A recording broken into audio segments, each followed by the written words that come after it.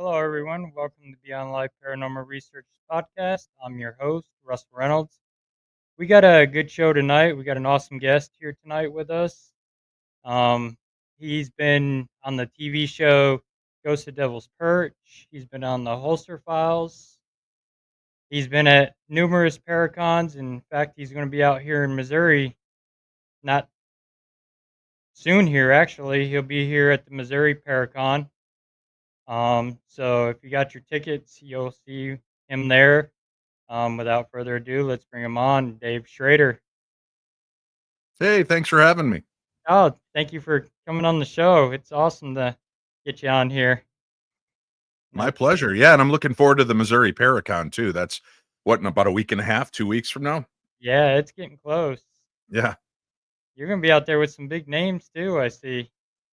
That's what they keep telling me. I just keep myself in my corner and show up and get surprised like everybody else. I know Shane Pittman's going to be there from the Holzer Files and quite a few other speakers, and I'm blanking on them right now. But it's going to be a lot of fun. Yeah, I saw Dave Tango and Steve Gonzalez will be out there. Looks like it's going to be an awesome Paracon. I saw Chip Coffey was supposed to be there. Right. Sarah Lemos is going to be there for sure from Ghost Town Terror. Chip Coffey has been dealing with some medical issues, and just to keep himself safe, I think he's staying back home. Yeah, he's probably better off because that virus has been running rampant. Yeah. So, some of my audience aren't familiar with you. Mhm. Just tell them a little bit about yourself and Sure. My name's Dave Schrader. I've been a radio broadcaster for the last 19 years. I started with a show called Darkness Radio here in Minneapolis, St. Paul. I did that for about 16, 17 years. And then I left that show, took a very short, like 3-month hiatus, and then started a new program called the Paranormal 60 podcast. And I have been on shows like Paranormal State, Ghost Adventures, Haunted Hospitals. I was the lead judge on a TV show called Paranormal Challenge on Travel Channel. And then I was the paranormal lead investigator of both the Holzer Files and Ghosts of Devils Perch on Travel Channel. And Shane Pittman, Cindy Keza, and myself from the Holzer Files are filming a brand new series called The Paranormal Mysteries, and it will be out and available this fall on Stream Beacon TV. And you can get that app on your phone, on your tablets, on your TVs, on any of your smart devices. Just look for Stream Beacon TV, and you'll be able to subscribe and get some really cool content. you already got your first question, Dave. What kind of things prepared you to do radio? Well, Linda, I had a unhealthy obsession with radio from a very early age. I loved radio, and I grew up in a golden age of radio when personalities were personalities, not just these 10-minute clips that they do on radio now. So I grew up in Chicagoland area. I would call and talk to some of the big names at the time, like Larry Lujak and Steve Dahl and Gary Meyer and Wally Phillips and Roy Leonard and just all of the cool people that were on radio. And I used to ask them questions when I was a kid, and they were very kind in taking my time to, talk to me about it.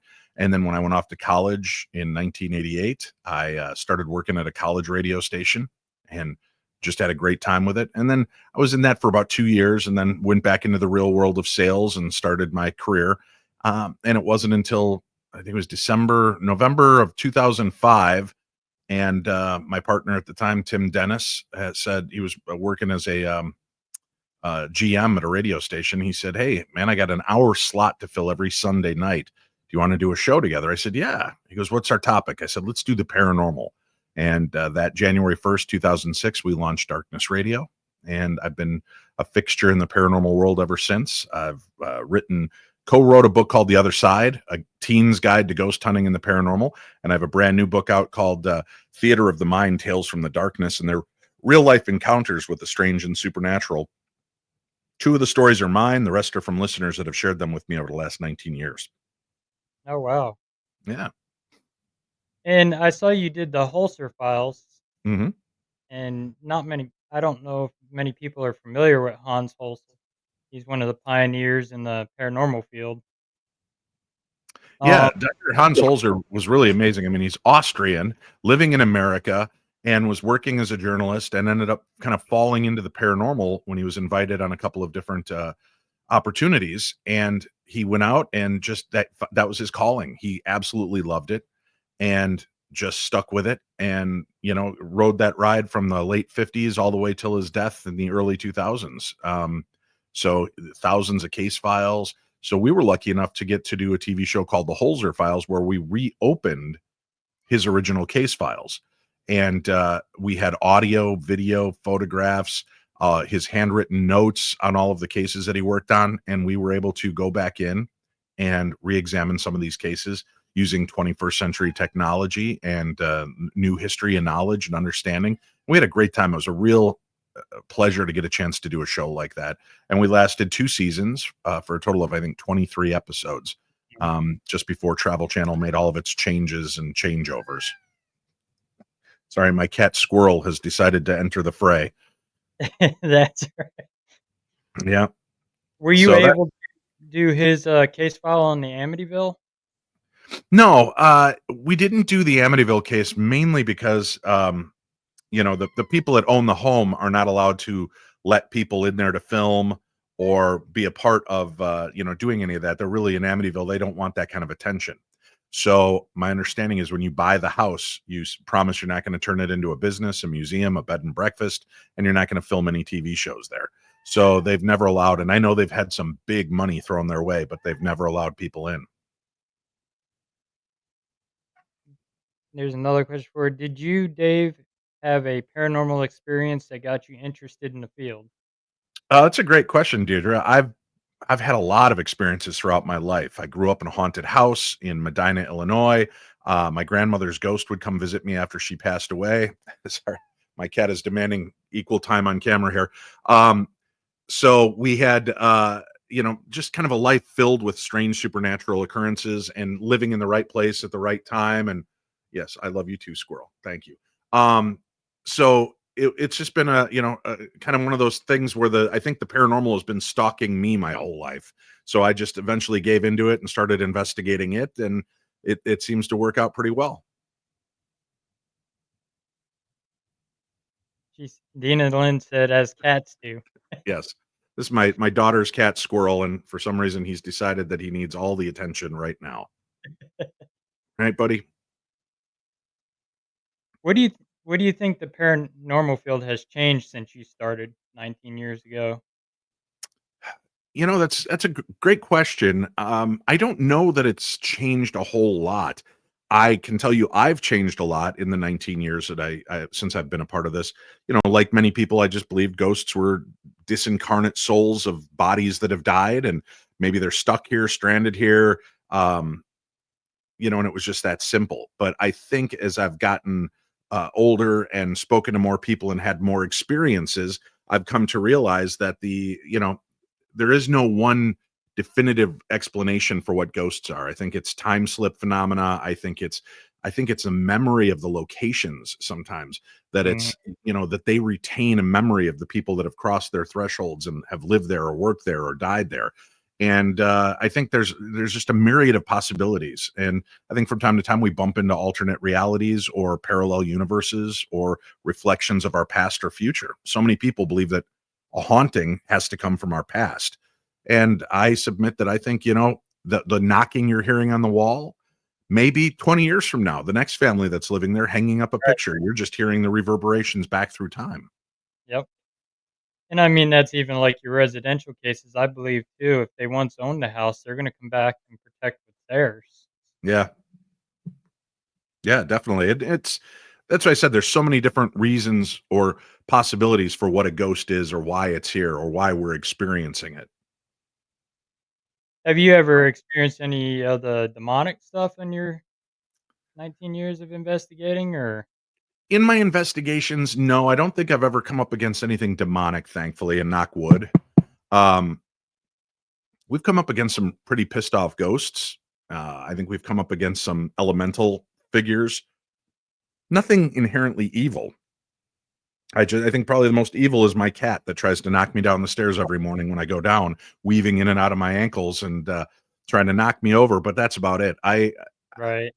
I think a lot of people have different thresholds for what fear is for them, and um, I think that people are quick to label something demonic or evil Mhm. when really it's just misunderstood or your fear is not prepared for it.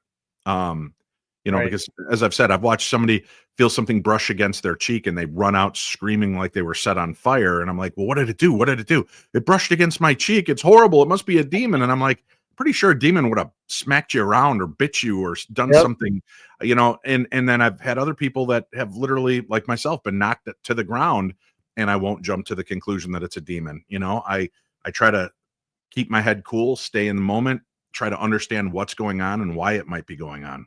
Mhm. And that goes back to where I said, like, your residential cases where they own the house, to them, you're a trespasser, you're a burglar in their house, so, of Yeah, course, they're gonna wanna hurt you. yeah. They wanna scare you out of there because you don't belong there. I don't even think in those cases that they necessarily want to hurt you. I think that they're maybe just trying to get attention or they're frustrated.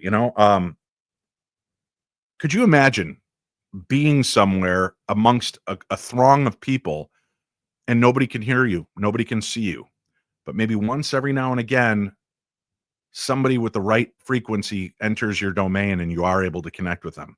Yep. I don't necessarily think it's them trying to hurt you or do those things. I think sometimes it's just the way they try to get your attention or just trying to scare you off from a location. Yep. Because to them, you probably don't belong there. Maybe they don't want you there, and there's some that just want you to talk to them. Maybe they've been alone when they were Right. alive, so they're just happy to see someone that can actually communicate and talk with them. Well, that's why I always tell people take your time when you're doing this. If you're fascinated by the paranormal, um, you have to take your time and patience with spirits. I think I am well suited for what I do because I've got a lot of children. Between my wife and I, we have 11 children. So you learn about personalities, temper tantrums, what sets things off, how to calm situations down, how to make them more energized. So I think that in a lot of ways, I try to treat a ghost like a child, and with respect, but you know, okay, you got my attention. What can I do for you? I'm not going to leave. I'm not going to run away. And think about that. How frustrating it must be for some spirits that they're finally able to connect with somebody, and the minute they do, the person goes running out screaming. You know? So I think if you show some patience and empathy for the spirits, that helps as well. Yep. Yeah, and that's sort of like what we do when we go into somebody's house and do it. We're respectful to find out why they're there in that house, and majority of the time, it's they've lived there before, and that's where they passed away, and that's what they remember. Yeah. Uh, Melody said, "Not everything is demonic. It could be one human spirits, two angels, three fallen angels, four elementals, five aliens, interdimensional beings from another dimension, six aliens from this planet or another." Or a partridge in a pear tree, Right? right? Yeah. I mean, that's the whole thing is there's a myriad of what these things could be and how we perceive them and what we put to it. Are you familiar with the Franks box? Yep. Okay. So Frank Sumption created the Franks box, this radio scanner. Basically, he got the idea from a popular mechanics magazine from, I want to say, like the 50s or early 60s, and he started creating these Franks boxes to try to communicate. Well, a lot of the people in the paranormal field ran with it to try to talk to ghosts, and I was really lucky to get to do a film shoot with Frank before he passed away, and he saw me using the box and getting some great responses from it while we were at this haunted hotel in Colorado. And he took me aside at the end of the night and he said, Dave, I've been doing this a long time. I never get ghosts. I use mine to communicate with like aliens." And I was like, "What?" And he goes, "Yeah." He goes, I always get alien communication. And we'd heard it for that night as we were talking to the spirit realm. We heard different things come through that, made sense with the spirits of this location. So he sat down, he turned it on, and it was just the two of us sitting in the little cafe at this hotel. And lo and behold, he started talking, and these weird, kind of robotic, metallic y sounding voices started coming through. He was getting a totally different vibe from it than I was. So I think a lot of it has to do with intention. What are you trying to connect to? Right. And, that's where a lot of people start falling in. If they're fearful of the paranormal, this is not the field for them. If they're going to think everything's a demon or something trying to manipulate them or trick them, this is not the right field to be in. Because I do think ghosts and spirits have a sense of humor as well. Mm. I've said this, and I'll repeat myself on it, but I'm going to be the guy. I've got 11 grandchildren so far, and that's only from 3 of my kids. So out of the 11 kids, I could end up with 100 kids, grandkids and 200 great grandkids. I plan on being the guy that hangs around for a while just to muck with everybody and have some fun. I'll be the guy, the grandpa at the, first granddaughter boy girl party. And when they break out grandpa's old Ouija board and they start asking questions and who of us is the first that's going to die, I'll push that planchette right at the boy that's sitting next to her. Right. Um, does it make me evil? No. Does it make me a jerk? Sure, a little bit, but it's just me having fun. And I think that that is the way that sometimes spirits get our attention. They're just screwing around. They got to be bored, right? And then they're just having some fun with you. And Mhm. hopefully, they're getting entertainment out of it as well.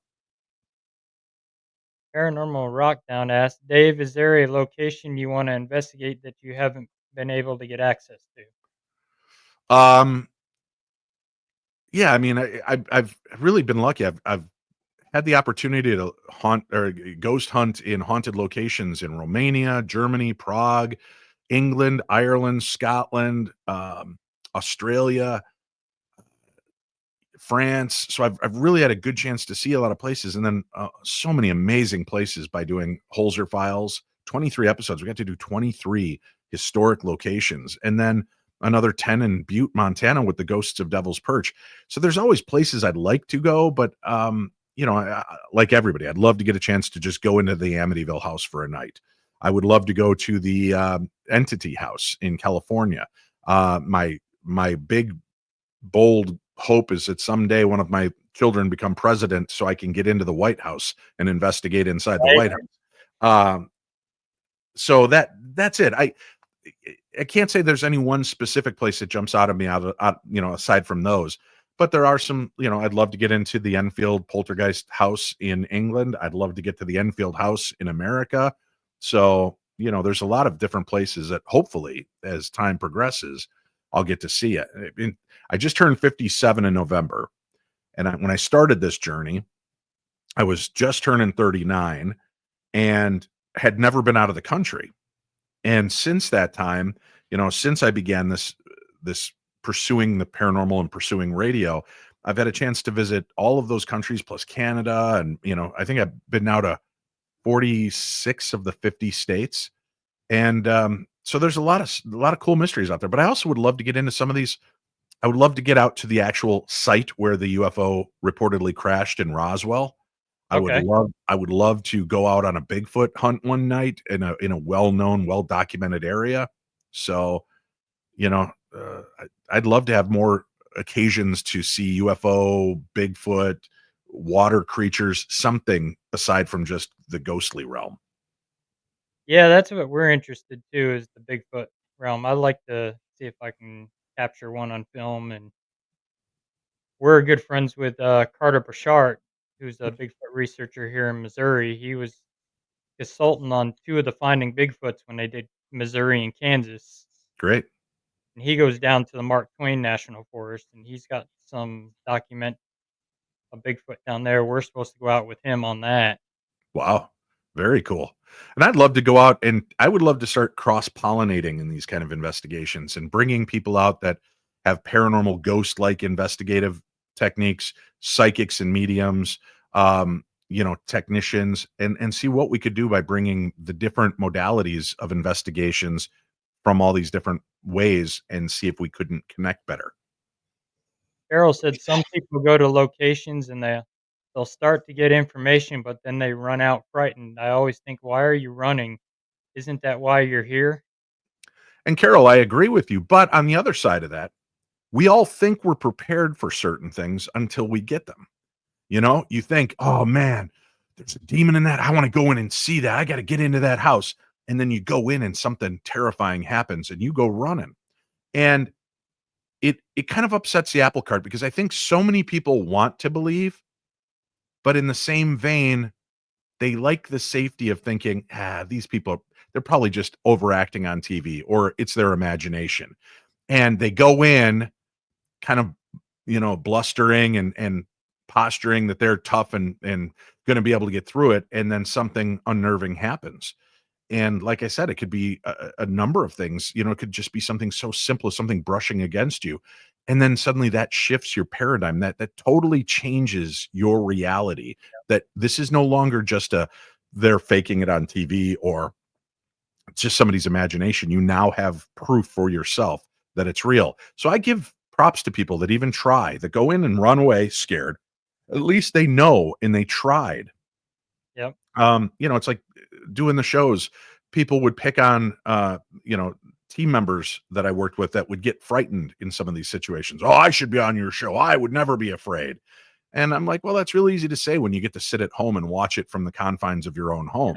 But when you're in a haunted location and people forget when they're watching TV shows, and you know this, Russell, you go in and investigate a place, it's yep, pitch black in there. The yep, only way you could see is through the night vision. And what people on TV are watching is a room basked in night vision. To us, it's very dark and dim. There's little light that we might have, some ambient light from a windowsill or even our equipment, but it's not a full realization. And then when something happens, that can really unnerve somebody. So I have all the patience in the world for newcomers that have weird experiences. And I've been lucky enough that I've been doing live events for 19 years. And I've been there with people that were non believers and watched them become believers. I've been there with believers who are terrified when something finally happens. And then I've been there with the believers that were terrified, and I got them to go back in and confront the situation. And they walked away changed because, holy cow, they would have stayed out had I not brought them back in. And they ended up having something really powerful and meaningful happen. right. And I agree with that too. I mean, we do a haunted movie theater here in Marshall, Missouri that was actually on an episode of Dead Files, and we actually had a member of ours. She was sitting in the chair in one of the movie seats, and you can see us behind. She gets up, feels like there's something in her eye, goes back to her husband, and there was nothing in her eye. She sits back down in the same seat, and all of a sudden, her face just starts morphing on video, and she's sitting there taking her thumb and just digging her face open, not even realize she's doing it. That's crazy. Yeah. You just never know what's gonna I was out filming with some friends in California probably about 15 years ago, and we were at this old there's a hospital on this college campus, and it's basically abandoned, but it's talked about how haunted it is. So we had gotten light permission to go in and do a little investigation. So we went in and we're walking around, and we come out to take a breather for a little bit, and I've got blood on the side of my nose. You can see it looks like a big scratch and blood trickling down. And my buddy who's filming, he goes, "Dave, you're bleeding. Let me get this on film." And I'm like, "No, no, no. We can't blame that on the paranormal." As you're people watching the show, I'm sitting here scratching and rubbing, and I got cat hair all over me from the cat that was just cuddling on my lap, and I'm all itchy. But I'm walking around in an old dusty building where I'm walking into spider webs. I don't know that I didn't scratch myself. That's Right. stupid. I don't want to put that on. We're not going to present it as paranormal. So I make my way over to the bathroom, and I look at it, and sure enough, it looks like a gouge on the side of my nose and blood coming out of it. So I get some water and a little soap in my hands, and I wipe it, and it's gone, and there's not a scratch on my nose. There's nothing wrong. And I'm like, damn it, I wish we would have filmed that. We should have filmed that, because I don't know how that happened unless something was bleeding above me and it dripped on my nose and ran down, which is just as terrifying, I guess, now that I think about it. But you're not always prepared. Everybody's like, I would add my camera. Oh, you saw Bigfoot. Why didn't you film it? You saw UFOs. Why didn't you film it? You saw a ghost. Why? Because sometimes in that moment, you are locked in just examining that moment. And you're like, what am I looking at? Oh my God, is that a Bigfoot? And my thought isn't, I got to reach into my pocket, pull out my phone, put my fingerprint on there, open up my camera and start filming. Because in that 5-second span of time, he could have walked out of my view. Yep. In that moment, I want to see what's going on and I want to be a part of that moment. So if I've got a camera in hand and it's running, great. If not, I want to be there to just watch and have the experience for myself. Exactly. And I mean, a lot of times it's gone. Sometimes it happens so quick. You'll catch it Exactly. out of the corner of your eye, and by the time you turn, it's gone. Yeah, exactly. And I mean, we've run into that several times. Yeah, you never know what's gonna happen or what the catalyst will be for a moment, and you're not always prepared for it. So, like I said, I give a lot of patience and credence to people that have had firsthand encounters and didn't videotape it or record it or whatever. And then there are times you do record it and nothing shows up on the film or the Yeah. audio is blank. I mean, we were filming at the Palmer House Hotel in Sauk Center, Minnesota, and we were down in the basement doing a kind of a spirit box session. And a bunch of us were recording and we caught a really great response. I asked the ghost that, I was talking to what I believe were children's spirits. I'm like, so how about if I do the ABCs and you jump up and, you say the rest of the letters. So I said A, B, C, and all of a sudden out of the spirit box, you hear D, E, F, G, clear as day. And we're all, yo, oh my God, that's amazing. None of Mhm. our recorders picked it up. And the one woman sitting next to me couldn't even find the file. A couple days later, luckily, she uncovered the file, recovered the file, and sent it to me. So I do have that audio. But, there was a whole room of us. Nobody caught it. And the woman directly next to me, the file just vanished.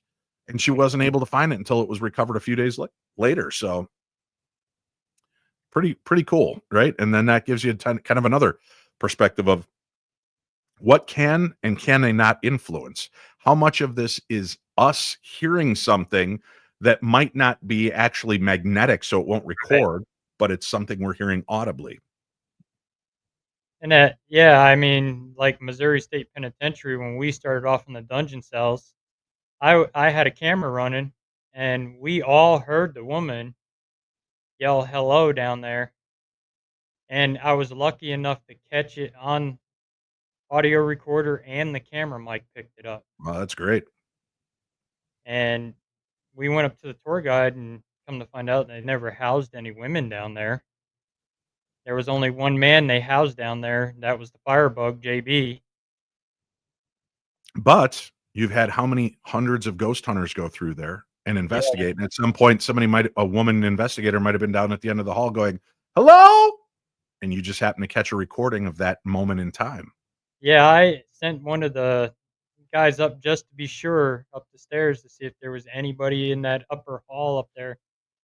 And there was nobody that came in because we did have another team there with us at that time. So we were trying to debunk it to make sure that it was something legit, Right. paranormal, and it That's all ended you up can do, yeah. same with Waverly Hills too. We had the same thing, 2 loud women screams in the hallway on the 4th floor, and we texted other team to find out where they were. They were up on the 5th floor past 502 doing a Estes method out on the roof. Yeah, it's weird, right? And you have places like Waverly Hills. I was there investigating one time and we had me and two guys walked around the corner and right at the corner, one of the deals was a nurse, full view nurse. And she looked at us and turned and took off down the hall. And the three of us were like, what the hell was that? And then you realize how long that place has been reported to be haunted. Mhm. So, did she come around the corner in 1958 and see these 3 idiots standing there like Beavis and Butthead and Squidward, and they take off running because she's freaked out by these people that aren't supposed to be there. I had a full-on shadow person encounter at Waverly Hills. We have a news crew came to film one of the kind of events that we were holding there. We were up in one of the rooms on, I think, like the 3rd floor, 2nd or 3rd floor, and the people had brought in just a little simple rubber ball, and you put your finger on the rubber ball, and if you take it off, the ball would just start rolling around the room by itself. And you go, "Can you come back here?" And it would wind its way back over to you and stop right in front of you. And the camera crew was there. They caught the entire thing. And I even picked up the ball and I'm shaking it to show that there's no motor in it. There's not a hamster inside. Put the flashlight up to it so you could see it was empty. Gave it to them to hold so they could see it was empty. Put it back on the floor. Boom, it took off rolling again. That was weird. But it's in those moments that I love. It's those little magic moments that keep me interested in the paranormal field. And we had the same similar instance at Waverly during the day tour. We were on walking around inside on the 4th floor with the tour guide, and the tour guide and I both seen this black shadow figure peek around like this and look at us. We yell out hello down there, nobody answered us. And we couldn't be sure it was the other team walking around. Well, they were on the outer catwalks coming through. Mhm. None of them were in that hallway with us. And as we were walking back on the 4th floor, we had this white figure come running down the hallway at us, blow right between both of us. You could feel the cold breeze as it went by, and then it just vanished in midair. Mm. That's amazing. Yeah. That's what's so exciting about all of this, right? Is it's investigating the unknown, taking time to look at these little moments and try to deconstruct them to understand what might be happening or how. I think as a human, we are so much more capable of things that people don't give themselves enough credit for. Right. And I think you can see it in some children with severe autism. They're 2 or 3 years old, they can listen and then start playing the piano without ever having had a lesson, or they can do remarkable math at the age of 3 and 4 years old. That shows that somewhere in our brains we have unlimited capabilities, but it's Yep. how do we tap into it? How do we find ways to reveal those bits? There are twins with telepathic communication that literally can look at each other and know exactly not just what the other person's thinking, but what they're saying in their head.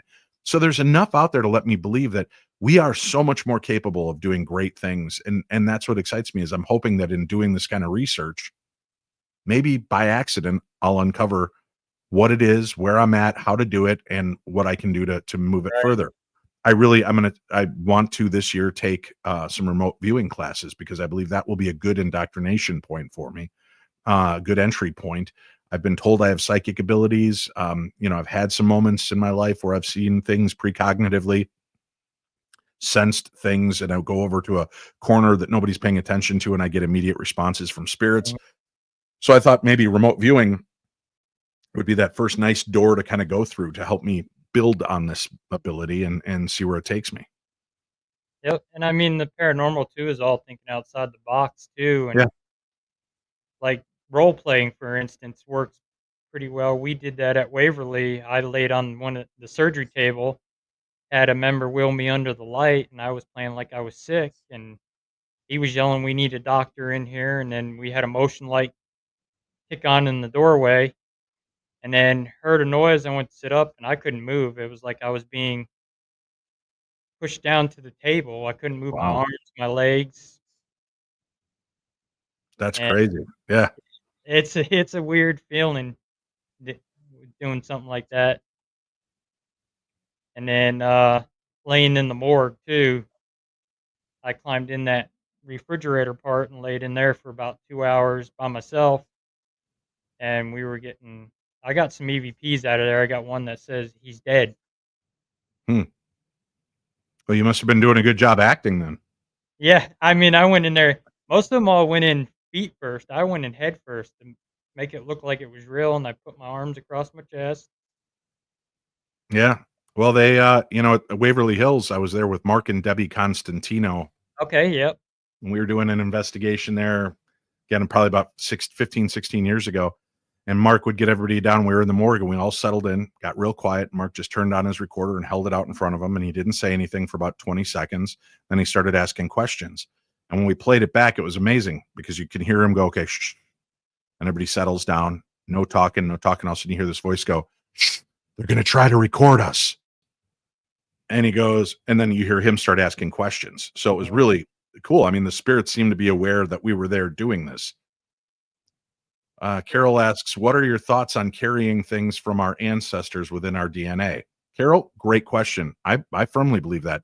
I think sometimes memories we have that don't seem to fit may not necessarily be past life incarnations, but genetic memories.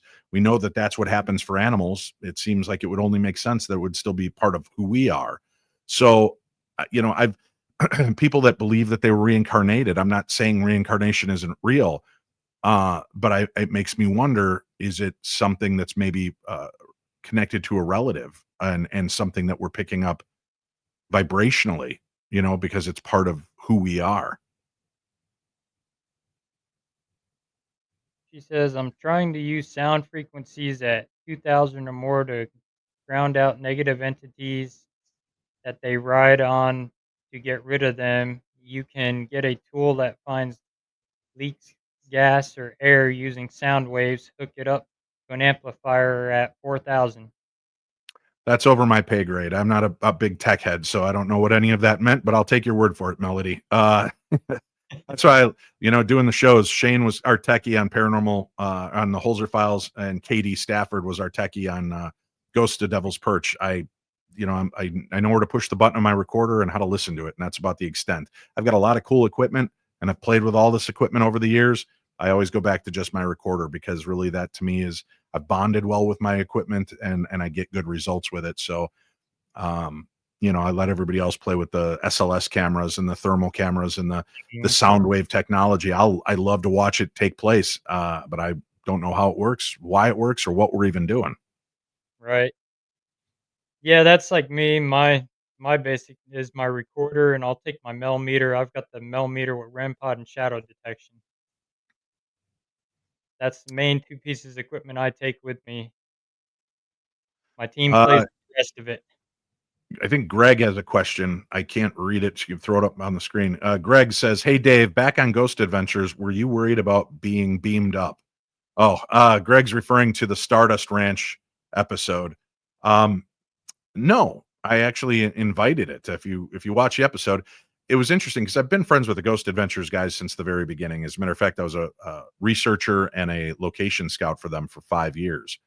And at one point, you know, we couldn't get at the Skinwalker Ranch, but Zach wanted something like Skinwalker Ranch, and I just talked to this gentleman on my radio show about his place, and the Stardust Ranch out in Arizona. And he claimed to have portals on the property, cryptid creatures, ghosts, aliens that would enter his home, things that were molesting his wife.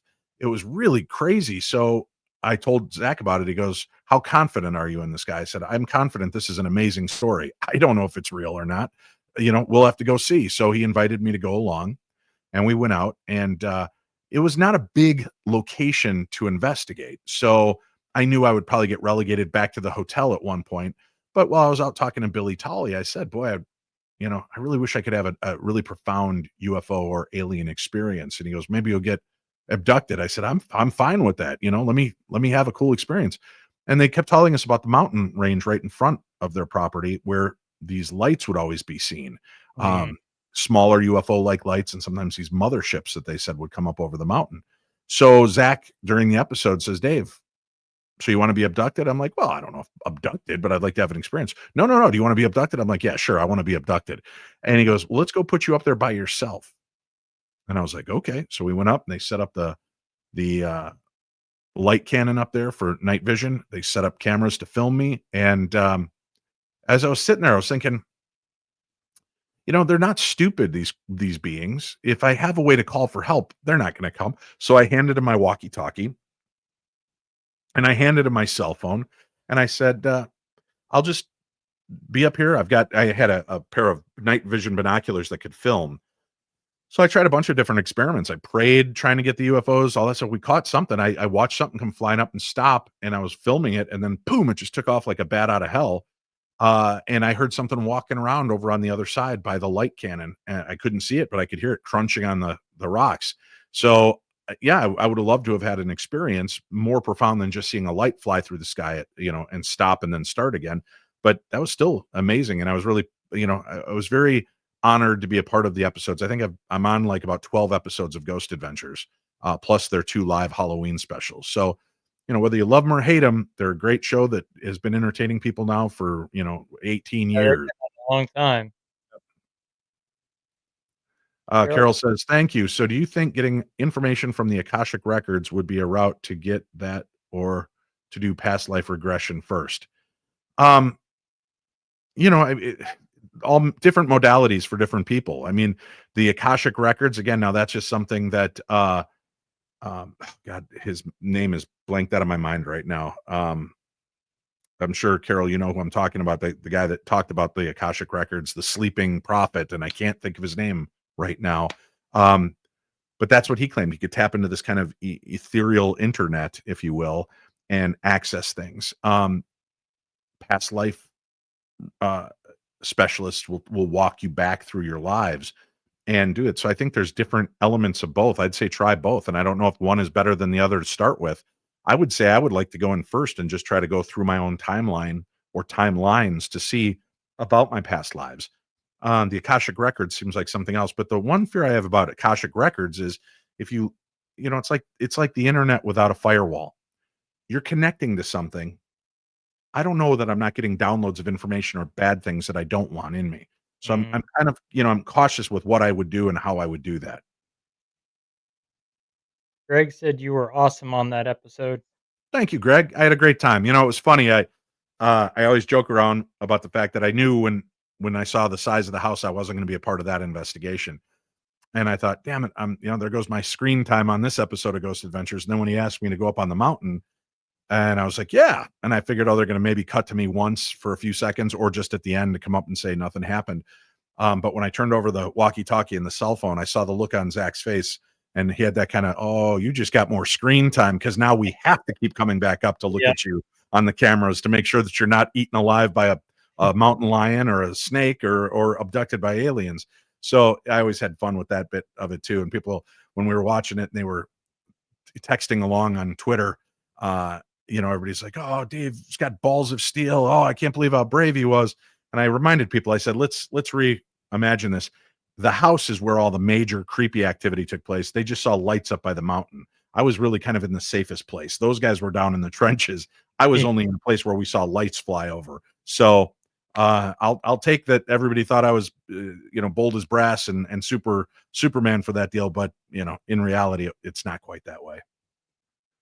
Jim, who is your favorite ghost box builder? Um, it's tough because everybody kind of does different things. KD's box, is great. We had some really amazing interactions with that on Ghost of Devils Perch. Having used Frank's box, man, I got great stuff through that. I use the necrophonics on my phone and I get responses that are bonkers and fit in right where I'm at. So it's hard to say that I have a favorite, but I rotate through what I like to use and what I don't like to use. Melody says, Dave, what do you think works the best getting rid of negative entities? Again, then it comes down to the definition of what's a negative entity, Melody, right? Sometimes I think a ghost is pestering you because it knows you can sense it, and it may not be trying to hurt you or be frightening. I think sometimes just being open with the spirit realm and saying, listen, you're really scaring me, or you're making me uncomfortable. I want you to stop, is good enough.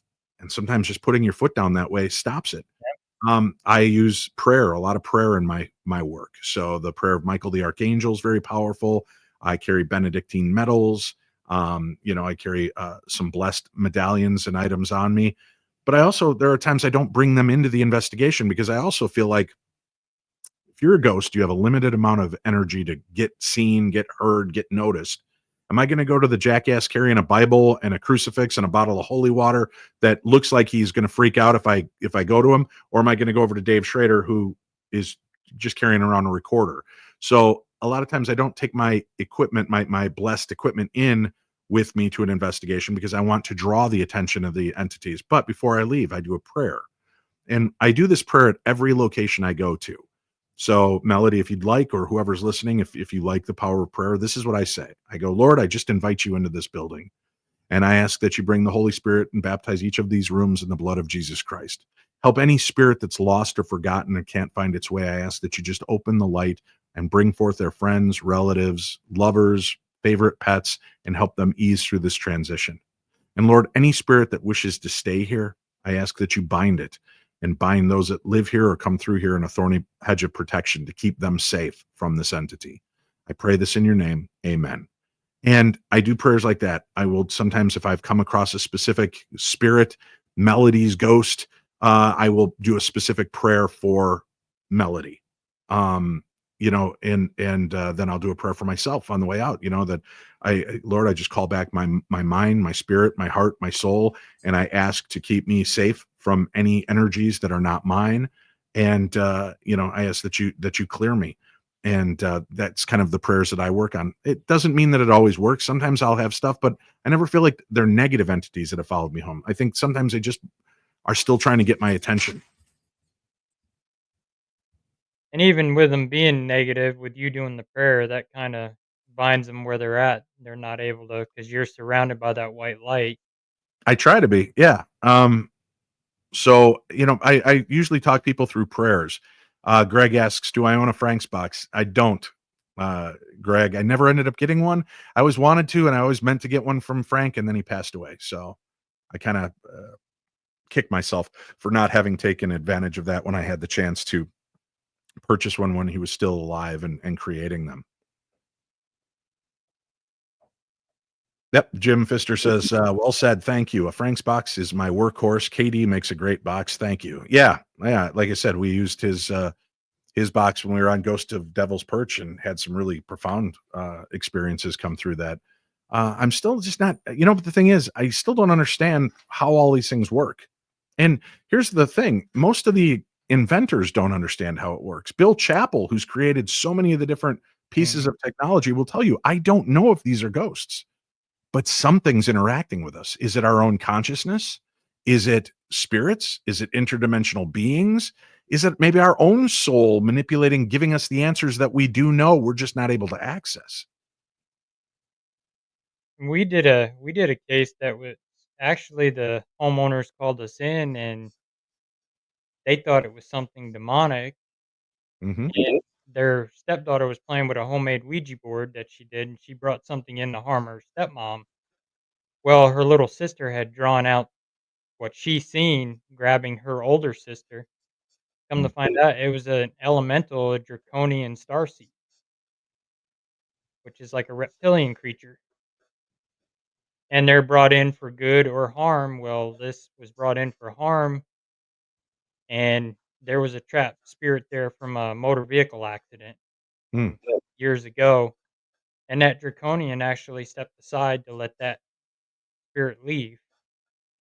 And then eventually the draconian went on his way too. But we were doing some religious stuff, thinking it was they were leading us to believe it was demonic, and the thing come across the spirit box and laughed at me and says, "I'm older than God. I'm part of Yeah. the earth." There's different types of energies and elements out there that, that do proceed. They even talk about the jinn in the Bible being older than Earth, right? So, I mean, it's hard to say. And I saw Melody said, unfortunately, nothing has worked in my case.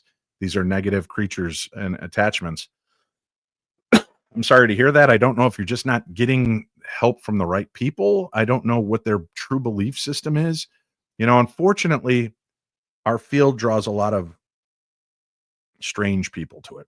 A lot of people that call themselves demonologists, that their real experiences is they've watched every Exorcist movie and every ghost hunter show, and they just think that's the cooler angle. So they become the quote unquote demonologist of a paranormal team. And I studied. What did you study?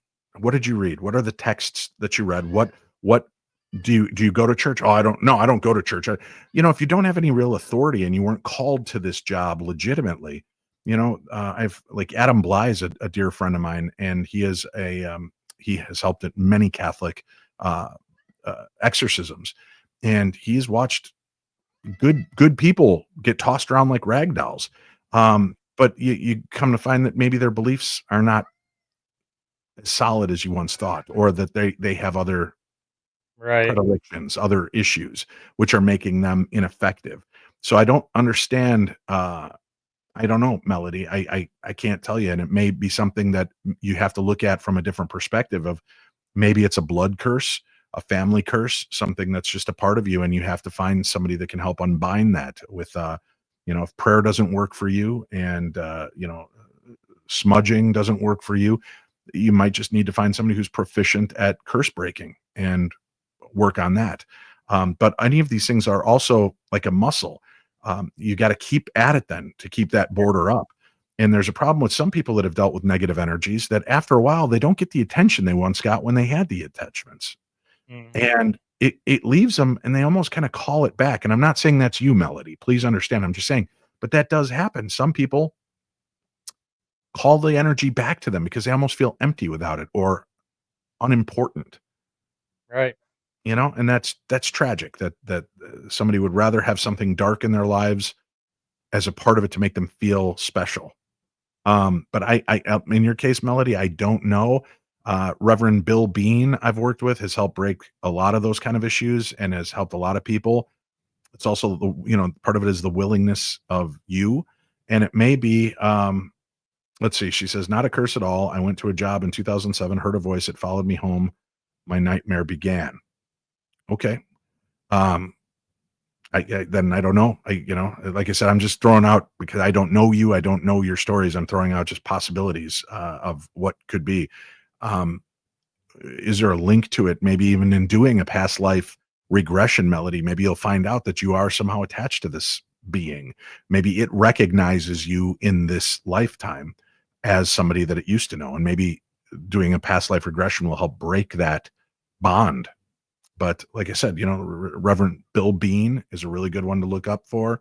Um, yeah, if he's been there and it hasn't worked, then I'm sorry, Melody. I really don't know. You're just gonna have to. This is part of your journey, and you'll just have to keep trying things until you get it there, and it can work. There are other sources out there and other things, and I just continue to keep educating yourself on it.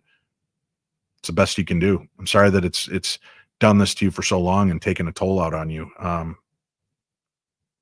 There's that's got to be brutal. It's got to be a brutal burden to carry. So I wish you all the best in the world. And maybe we'll do this. We have all these amazing followers that are watching along. Right. Jeff Johnson, Bill Bean saved his wife's life. He's been a big help in that. But maybe if you don't mind, Russell, let's just do a quick prayer for Melody. Is that okay? Yep. Lord, we just invite you into this group right now, and we invite you amongst each and every one of the members that are watching and are a part of this or listening on their ride home or at work. Lord, we just ask that as we come together tonight, that you help our friend Melody. We help we ask that you help separate her from this entity that's been connected to her since 2007 or perhaps longer. Lord, we just ask that you cleave that connection, that you then fill her with your white light, your golden healing light, and that you seal her, bind her in a thorny hedge of protection to keep her safe from any more interaction from this entity or entities. And Lord, we just ask that if there's anything around her that means to do her harm, we ask that you bind it and keep it from her. We know that when more than one of us come together in groups of two or more and speak this in your name, you hear us, Lord. So please hear the voice, the collective thoughts of everybody listening right now, and bring some peace to our friend Melody. We pray this in your name. Amen. And hopefully that'll help Melody, or maybe for a while at least. Benedictine metals are good to have, especially if you can get blessed Benedictine metals. Saint Benedict is the exorcist. He was very proficient at it. The initials around the coin itself are the initials for the actual prayers of exorcism. So yeah, very strange. And I wish you very well with that. And anybody out there that's suffering, I pray for you, and I hope that there's a way that you'll feel better and not have to deal with these kind of things. So And I know we've got about 5 minutes left. Are there any other questions from your audience that we can get to? Anything else I can answer for you before we part ways this evening? Um, what is one piece of evidence that you caught that stands out from all the rest that still makes you say, "Wow"? Uh, we have we have two pieces of evidence from the Holzer Files that really stand out to me. I love the episodes. I love the um, we caught uh, this amazing spirit. It almost looks like an angel. It comes out of nowhere, out of the air. You see it kind of swirl around, and then it swings around and goes up a flight of stairs. That's one of the most amazing pieces of evidence I've ever seen. And then you hear us upstairs. Cindy says something like, "Something's coming in the room," and I turn the SLS camera, and I actually catch a figure coming into the room, and it's right after this thing went up the stairs. So we caught it three different ways. We caught it with the Staticam, we caught it with an SLS camera, and our medium brought it up before I even knew what was going on. So that was pretty powerful. And then there's an episode called "The Final Word" of Holzer Files, and it was a very powerful episode. It's my favorite episode because my daughter got to be a part of it. It was a very powerful episode. We were at Franklin Castle in Ohio, and the morning before, going over there, I was just doom scrolling through my phone, and I came upon a memory, and it was a memory of the fact that my daughter Ripley had almost died. I think it was 2 years before, from complications of diabetes. And it just really kind of humbled me in that moment to think, wow, 2 years ago, I'm so lucky she's still with us. And when we went in and I started talking to the historian and we started learning about the family that lived there, and then they told us about the daughter that passed away. And I said, "Oh, what happened?" "Well, she died from complications of diabetes." And I just started bawling. And it was really hard. Um, really feel like the synchronicities of the universe come together for a reason at times. So it became my mission to try to help this little girl's spirit, which was tough because she only made herself known to children, and we're three grown adults. What are we going to do? So I actually thought about it, and I reached out to my daughter and I said, "Ripley, would you make me a video and just introduce yourself and maybe ask 5 questions?" So she made 2 videos and asked 5 different questions in each video. And I went to the area up in the attic where the ghost of the little girl was seen often, and I held up my phone and I hit play and I held out my recorder, and we got this, my daughter asking the questions of the little girl. And we ended up catching a really nice EVP from that. But we also, when we were doing a closing ceremony, because people had used Ouija boards there many times and nobody ever closed the process properly. So we literally brought in a Ouija board, set it down. All three of us put our fingers on the planchette and started pushing it in an infinity ring. And we just called forth all the spirits that have been called forth before, and we asked them to return to where they came from. We did this deal, and while we were filming that, um, and while we were doing that, unbeknownst to us, the camera caught over Shane's shoulder. You see on the little like windowsill, you see this little girl's apparition appear, and it was very profound. And to me, that those are two of the best pieces of evidence I've ever seen on any show, and it was super powerful for me. Broke me down crying again when we saw that video because I felt like we did the right thing and we made that connection. Yep. Those would be my two favorite moments. But gosh, I mean, there were so many different things that happened while we were out filming, and so many different elements of EVP and personal experiences. It's so hard to say this is my favorite, but those two were visibly caught on camera. Awesome. Yeah. If people wanna get a hold of you to book you for events, paracons. Sure. Anyway, Dave at paranormal60.com. That's Dave at paranormal60.com. And they can reach me there, write to me there. I also host a radio show here in Minneapolis on Sunday nights called the Paranormal 360.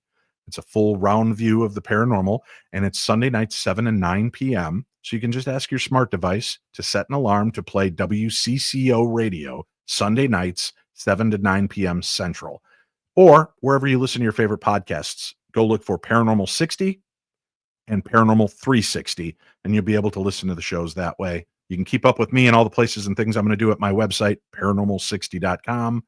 and that's the extent of it. Shane, Cindy, and I are out filming a new series called Paranormal Mysteries that will be out this fall on Stream Beacon TV, like we mentioned at the beginning of the show. So I'm excited to get back out there and start investigating. And Russell, thank you for giving me the opportunity to come on and talk with you and All right, your you're listeners. welcome. You're welcome. Anytime you want to come on and do a part two, feel free. Thank you, my friend. Okay. All right, we're gonna close the show out. I thank everybody for joining me tonight, and we will see you next week. Stay safe out there, stay humble, and see you again next Saturday.